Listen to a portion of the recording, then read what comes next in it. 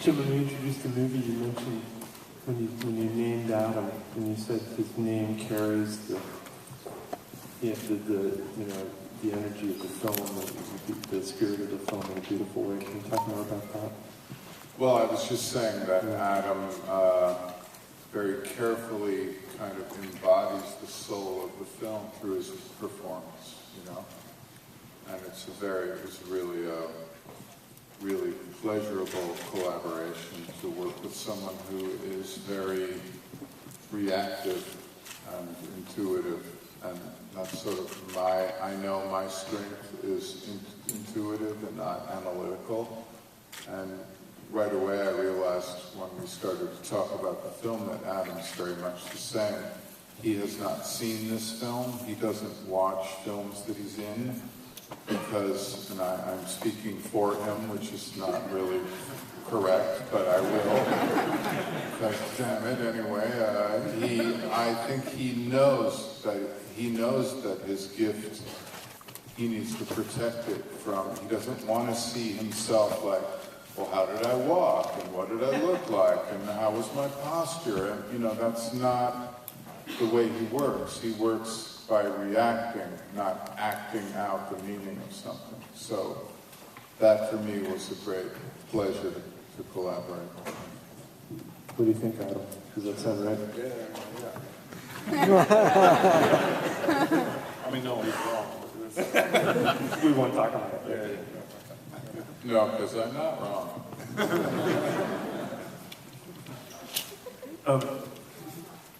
I usually am, but I'm not.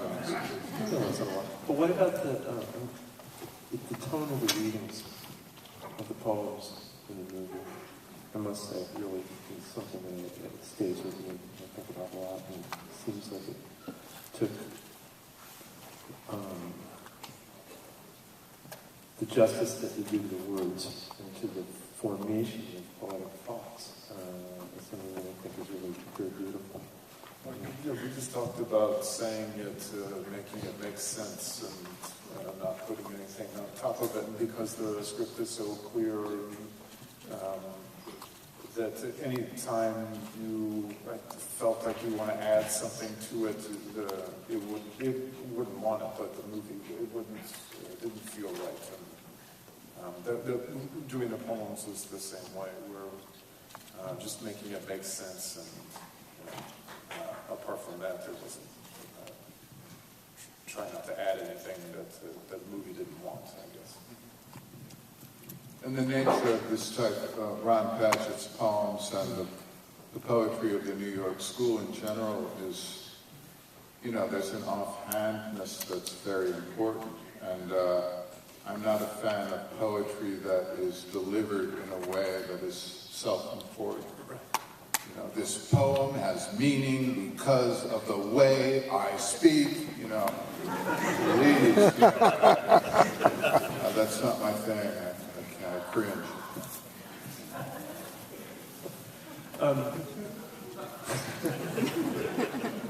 You were saying you showed the way that you showed the city of Patterson, and it's kind of like your version of Patterson in a way, that you did the parts of the city that are... Well, the film's not I love Patterson, I love the history of Patterson, but the film is obviously not a social document of Patterson. Patterson's a complicated, kind of rough place, and our film is a semi-imagined Patterson, and you know, that's what we intended, and we wanted to keep a certain visual, I don't know, truth of Patterson, of how it feels there, and also of its ethnic diversity. It's incredibly diverse, and those things are in the film, but yeah, it's not a social documentary of Patterson. I wasn't demanding one. But I also want to just comment on how extraordinarily beautiful this film is visually. And you were saying that was Fred Holmes in the audience, your cinematographer? I don't know if Fred is here, but wow, incredible respect to Fred.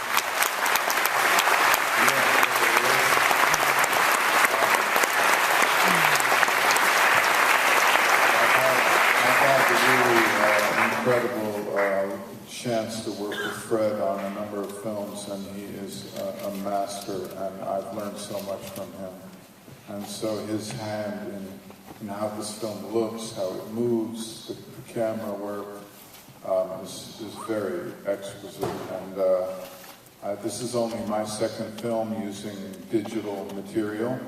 The previous one was Only Lovers Left Alive, which was filmed at night. And digital material at night is a different thing because it's very beautiful, the blacks and the low light capabilities. But shooting in daylight kind of freaked me out because I don't like the incredible depth of field. I don't like the skin tones in daylight. And Fred has worked a lot with digital, with the Alexa Aeroflex camera, and he guided me and all of us. And also our designer, production designer, Mark Friedberg, his hand is all over this film and how it works. Yes. So really, man, to collaborate with these people and all of our collaborators was really amazing. So, and of course, Afonso Gonçalves, the editor, is our costume designer, Catherine George. Wow, incredible! I didn't know her before. Tilda Swinton had worked with her, and Tilda Swinton is kind of my guide to the universe, and she said, "You've got to meet Catherine George," and wow, I'm going to stalk her for as long as I make films. So, the collaborators, just all the way down the line, our whole crew is incredible. Any questions? Yes. I was wondering how you came up with this idea of using that little cute couple from Moonrise Kingdom. I'll repeat the question just for the audience. Where did Jim come up with the idea of reprising the couple from Moonrise Kingdom that's done on the bus, the anarchists? Well, I'm a Wes Anderson fan, and I find that the more films that Wes makes, the more sophisticated his filmmaking is, the more childish he also seems to become. And I love that, and I loved Moonrise Kingdom, and I love those actors, so I just reached out to them to see it. It's a small thing they added to the film, but it was a tip of the hat to them, of course, and to Wes too. So I was very happy to have them in the film, even so briefly as the last remaining anarchists of Patterson.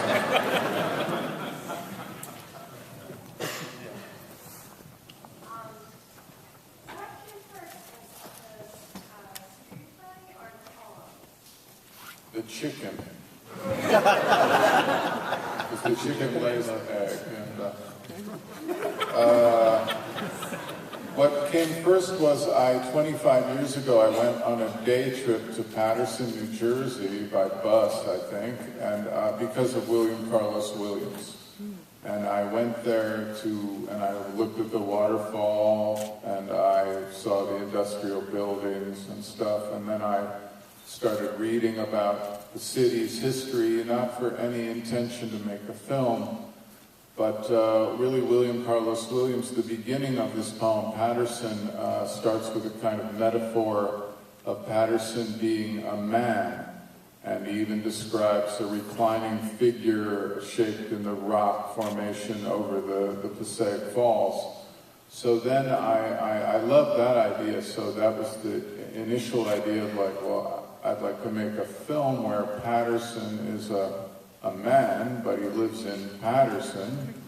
And I don't know, from there on, I don't know exactly what happened. But the poems, as I wrote the script, eventually, the poems in the film, my ideal poet for the film was Ron Padgett, and I'm a big fan of Ron Padgett, so I presumed to think that I might use his poems or ask him to write poems.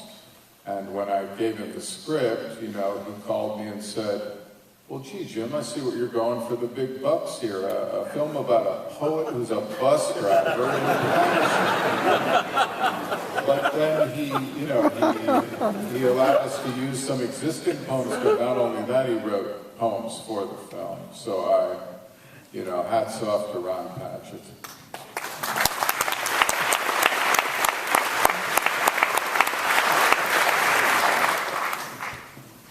We're not wearing hats, though. Theoretical hats. We're wearing theoretical hats. What happened? Oh, anyway. Yeah. Right, just I'm far away.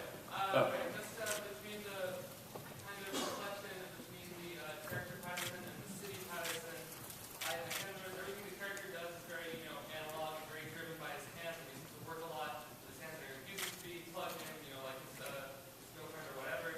But I feel like this is an interesting similarity with Patterson itself, it's an industrial town, and it's very much centered around that sort of older way of doing things. And I was just wondering if this choice was deliberate, or if I'm reading too much into that. Yeah. Yes. Was that for Adam, that question? No, I think it was. No, was it for you? Because you're doing some stuff with your hands? Yes. Yeah, they're your hands. I have nothing to do with that. No, I think you'd answer. Yes.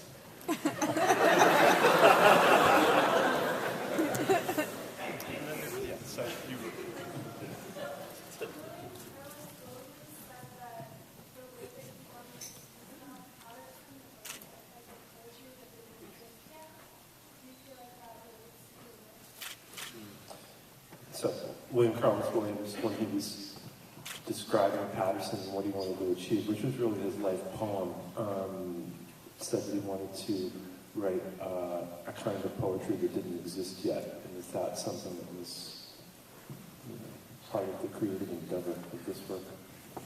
Well, I have to admit that the book-length poem Patterson is kind of evades me.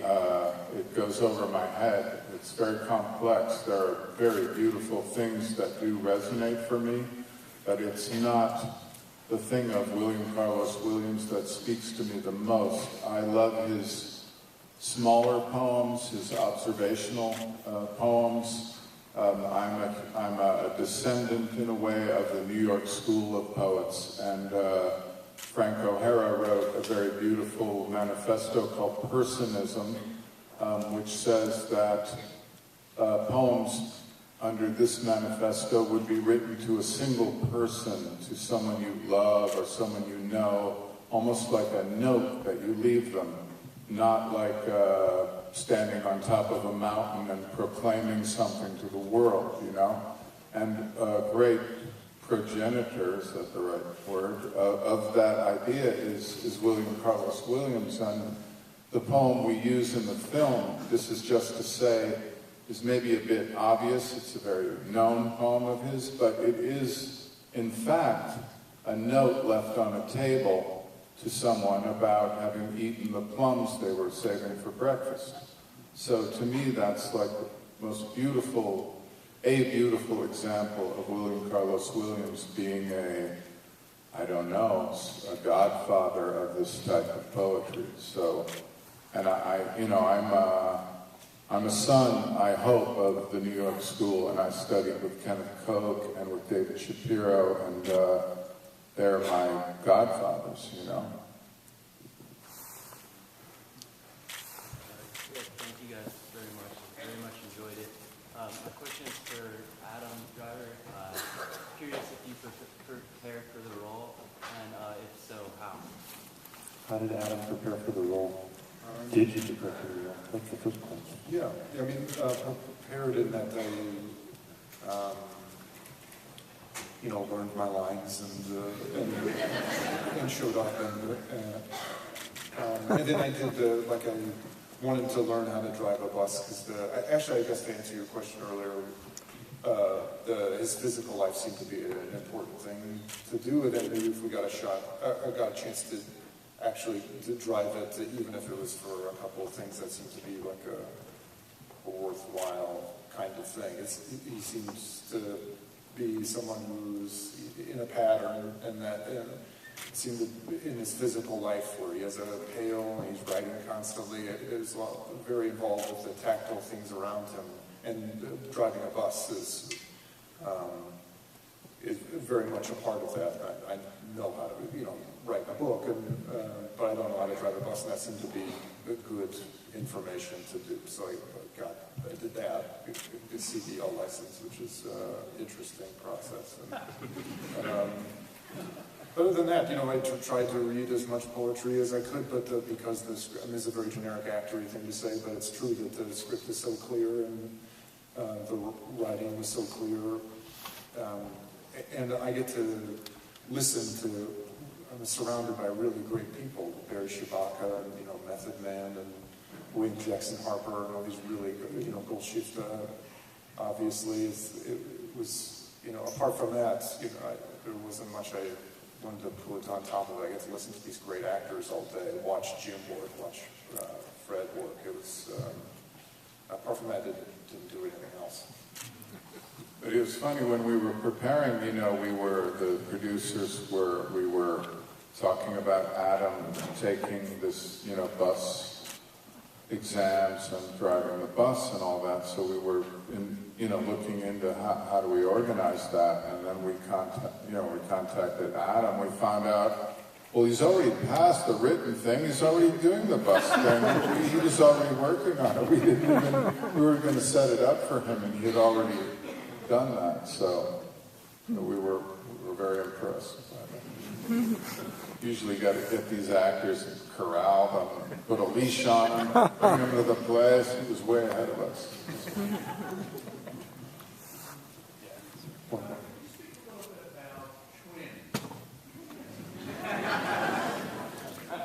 Twins. Twins, that's when the embryo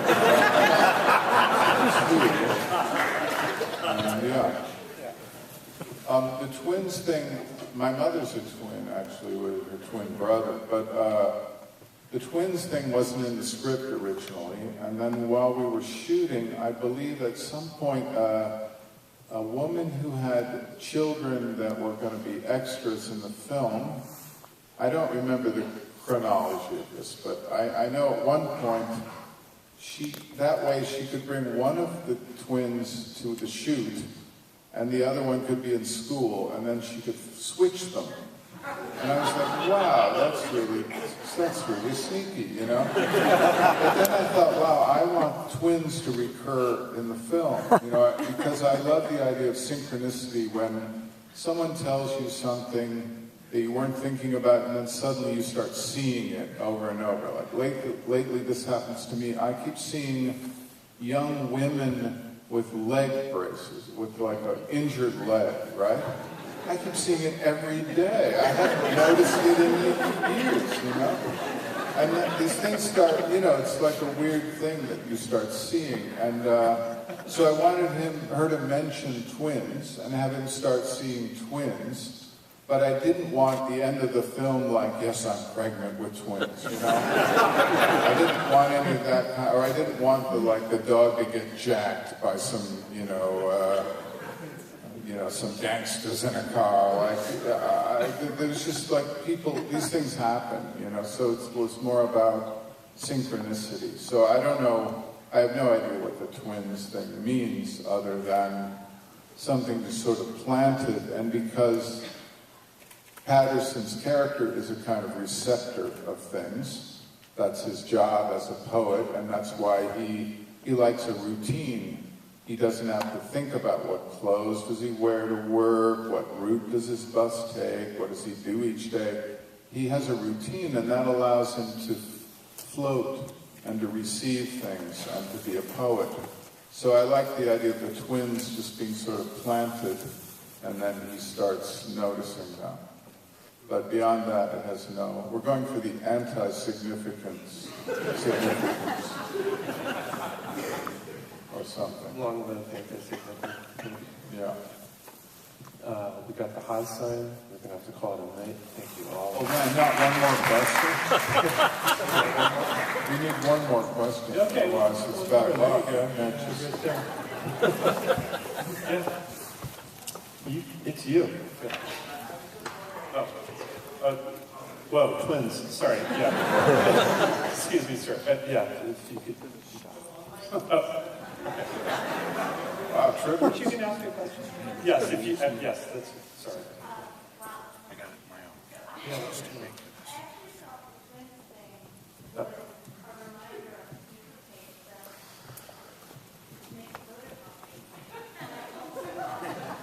Wow. That's so strange because last night a woman came up to me and said, I know that the Japanese man at the end is his twin. And I was like, wow. That's his Japanese twin. Yeah, photocopies, fantastic. Yeah, we meant all of that. Sure, yeah. And, that's my wife.